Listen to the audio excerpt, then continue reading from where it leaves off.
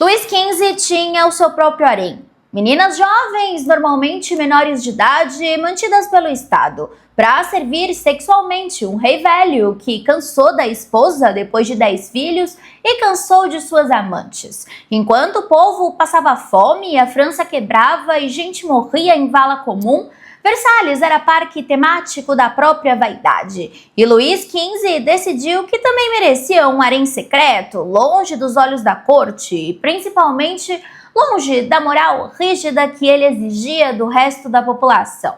Oi, coroados e curiosos, eu sou a Steph e hoje a gente vai falar do Parc aux Cerfs, Parque dos Cervos, que é a prova definitiva de que a monarquia absolutista era um hospício sádico, onde o corpo da mulher era a moeda mais barata do mercado e a exploração sexual era financiada com dinheiro público, protegida pelo silêncio institucional e varrida para debaixo do tapete por séculos. O Parque dos Cervos era uma casa discreta, fora dos muros do palácio, mas perto o suficiente para que o rei pudesse dar uma escapada rápida e voltar para o jantar antes que ninguém percebesse que ele tinha saído. Por fora, o silêncio era absoluto, não tinha música, não tinha festa, não tinha bando de nobre puxa-saco tentando conseguir um cargo de ministro enquanto o rei transava. Era um lugar feito para ninguém olhar duas vezes, um vácuo onde a moralidade da França era suspensa e onde a única lei que valia era o apetite de um homem que se achava dono do mundo e das pessoas que moravam nele. Mas por dentro era basicamente um harém, mas francês. Uma sucessão de quartos bem decorados, cheirando a perfume caro, para esconder o cheiro da ansiedade e do medo, onde meninas muito jovens ficavam esperando a visita de um homem velho, poderoso e intocável. Não era aquele tipo de harém orientalizado com aquelas tendas, incensos e ordaliscas que vocês veem em quadro de pintor romântico que nunca saiu de Paris. Era pior, era francês, limpo, burocrático e operado com uma frieza de planilha de Excel. Cada detalhe daquela casa era pensado para que o rei se sentisse um cidadão comum, um conde de não sei o que estava ali só de passagem, enquanto as meninas eram instruídas a tratar aquele estranho como um senhor generoso, sem nunca mencionar que ele era o cara que decidia quem vivia e quem morria no país. O silêncio do Parque dos Cervos não era paz, era mordaça paga com o suor de quem estava lá fora morrendo de fome para pagar o aluguel daquela pocilga de luxo. A casa não tinha brasão porque o Estado não queria assumir a conta publicamente. Mas o dinheiro que comprava as sedas, os vinhos e a carne jovem saía da mesma fonte que deveria estar construindo hospitais ou estradas. Era a higienização do vício. Você cria um lugar limpinho para fazer a coisa mais suja do mundo e chama isso de discrição. O rei entrava pelos fundos, as meninas eram trocadas como se fossem lençóis sujos e o mundo continuava girando como se Versalhes fosse o ápice da civilização oriental. Enquanto a poucos metros dali, a dignidade humana era moída numa engrenagem silenciosa que ninguém tinha coragem de denunciar, porque afinal o dono da casa era a própria lei. Agora a gente vai entender por que essa porcaria existia. O Luís XV era um cara entediado, depressivo e que tinha um apetite sexual que a esposa dele, a Maria Leczinska, não aguentava mais, até porque a coitada já tinha parido 10 filhos e estava cansada de ser usada como fábrica de herdeiro.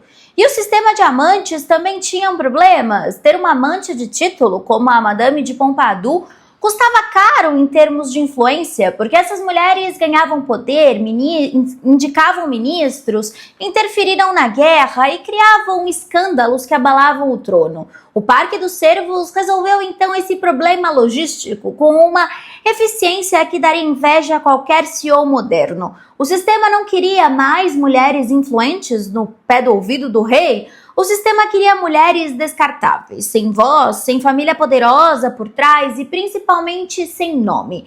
Detalhe que isso foi uma ideia da própria Madame de Pompadour, que de boba não tinha nada. Ela percebeu que estava ficando velha para o apetite do Luís XV e, em vez de deixar ele arrumar outra amante oficial que pudesse tomar o lugar dela no poder, ela mesma ajudou a organizar o harém das meninas pobres. Era melhor para o sistema que o rei se aliviasse com adolescentes anônimas que não sabiam nem o que era um orçamento de Estado do que com uma duquesa ambiciosa que ia querer derrubar ministros entre um orgasmo e outro. Era o triunfo da logística sobre a paixão. Você transforma o desejo do rei numa linha de montagem, onde a matéria-prima é o desespero das famílias pobres francesas. Era o poder absoluto, dizendo que o corpo da súdita pertencia ao monarca, não pelo direito divino do rei, mas por conveniência. Era um fast food, onde a mulher deixava de ser uma pessoa para virar um item de consumo rápido, com a garantia de que o escândalo nunca chegaria aos ouvidos do povo, porque tudo era mantido na surdina, sobre uma camada espessa de ouro e ameaças. Agora a gente vai matar a fantasia, porque tem gente que acha que essas meninas estavam vivendo o sonho de Cinderela, ganhando vestidos caros e joias só para dar uma escapadinha com o rei. Mas a realidade é que elas eram adolescentes, muitas vezes órfãs ou filhas de famílias tão miseráveis que vender a filha para o procurador do rei era a única forma de não morrer de inanição na calçada.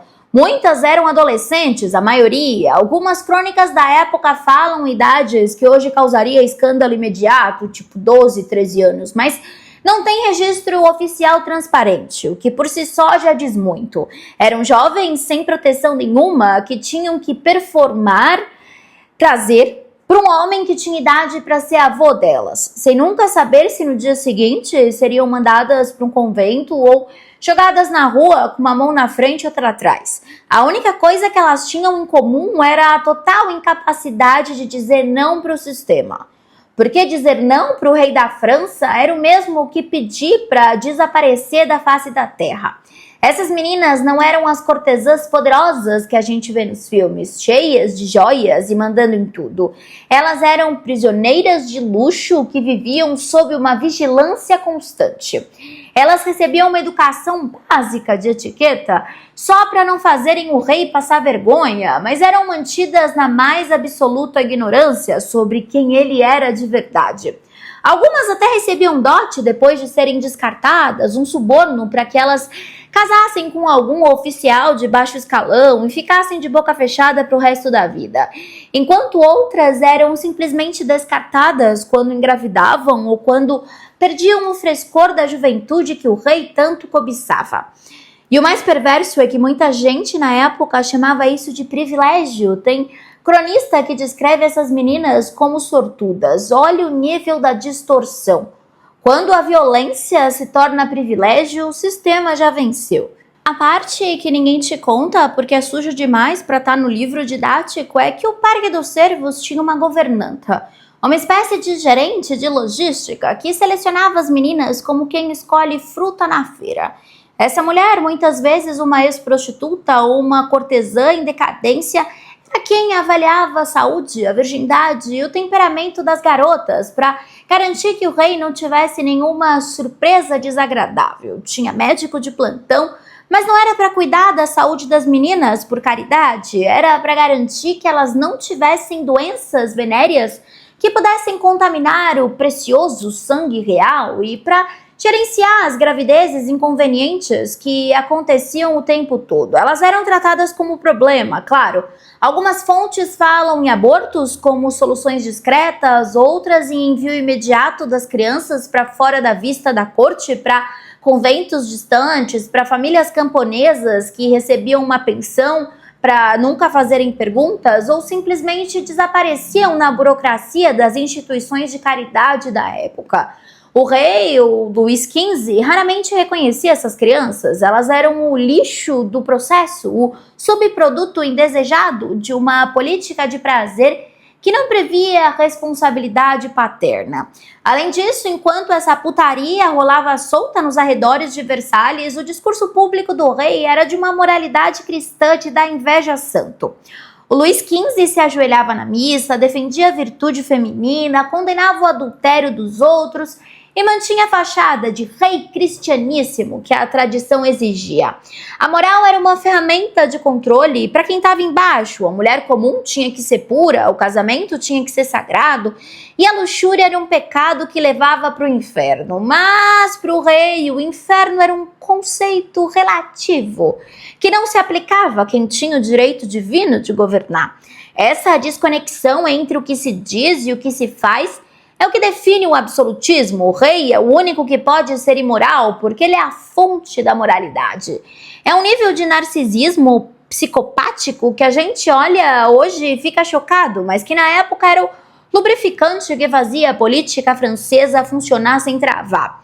E o pior é que a igreja, que adorava dar lição de moral no povo, olhava, por outro lado, com uma conveniência absoluta. Os confessores do rei sabiam de tudo, os bispos sabiam de onde vinha o dinheiro, mas ninguém abria a boca, porque o trono e o altar estavam de mãos dadas para garantir que a estrutura não mudasse. Eles perdoavam o rei por manter um harém de adolescentes e no dia seguinte condenavam uma camponesa por ter um filho fora do casamento. A moralidade seletiva era a arma mais poderosa da opressão. E o Parque dos Cervos foi o laboratório onde essa hipocrisia foi levada ao limite máximo da eficiência estatal. No final das contas, o que sustentava o harém do Luís XV não era o desejo do rei, era o dinheiro e o poder. Tem registro contábil, tem pagamento, tem orçamento, não era boato de corte, era despesa oficial disfarçada. Dinheiro público sustentando o prazer privado é a definição de corrupção. Mas quando é o rei que faz, se torna a despesa da casa real. A gente está falando de enormes saídas de dinheiro do Tesouro Real no momento em que o Estado já estava financeiramente pressionado. O silêncio era comprado com cargos, com títulos e com a ameaça constante de que quem falasse demais ia acabar morto. O Parque dos Cervos era o símbolo de um sistema que já tinha perdido contato com a realidade, que achava que podia tratar o ser humano como propriedade privada para sempre. A logística da exploração é sempre muito bem organizada, amados. O Parque dos Cervos tinha contabilidade, fornecedores, equipe de limpeza e uma rede de recrutamento que funcionava em toda a França, parece o Epstein.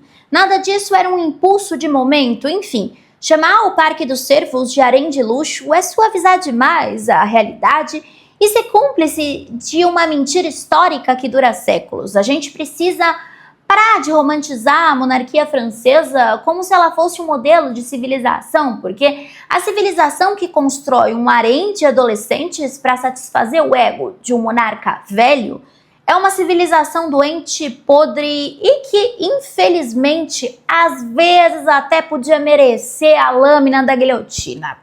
A elegância francesa é apenas a máscara que o poder usa para não mostrar a cara feia de quem mói gente para viver um sonho de luxo sem fim.